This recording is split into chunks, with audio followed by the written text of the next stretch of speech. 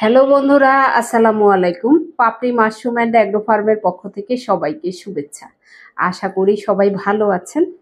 একজন শ্রদ্ধেয় উদ্যোক্তা জানতে চেয়েছেন কত কেজি খড়ে কত কেজি চুন লাগে, এই বিষয়টা যদি একটু জানাতেন উপকৃত হতাম। আপনি খড়ের সিলিন্ডার বানাতে গেলে খড়ের পরিমাণ হবে 25 কেজি সমান 1 কেজি ক্যালসিয়াম কার্বনেট চুন।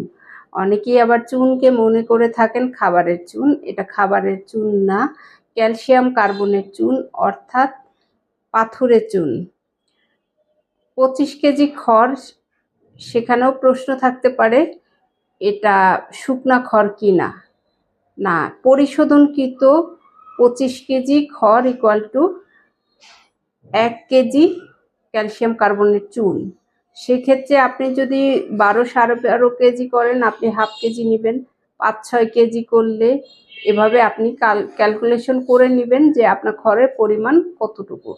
তবে আপনার এটা মূল সূত্র যে 25 কেজি পরিশোধনকৃত খড় সমান 1 কেজি ক্যালসিয়াম কার্বনেট চুন।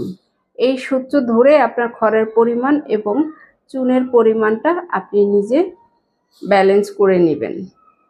আশা করি ভিডিওটি দেখে আপনি নিজেও জানতে পারলেন এবং যারা জানতেন না তারাও জেনে নিতে পারবেন।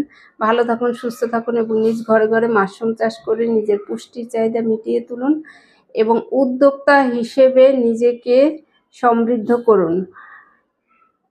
উদ্যোক্তা হতে হলে আপনাকে যে কোনো কাজের পাশাপাশি কাজ করা উচিত, কারণ শুরুতেই আপনি নির্ভরশীল হতে পারবেন না। সেজন্য যে কোনো কাজের পাশাপাশি আপনি মাশরুম চাষ করতে পারেন। সহজভাবেই মাশরুম চাষ করা যায়। ভালো থাকুন, সুস্থ থাকুন এবং নিজ ঘরে ঘরে মাশরুম চাষ করে নিজের পুষ্টির চাহিদা মিটিয়ে তুলুন। ভালো থাকুন। আল্লাহ।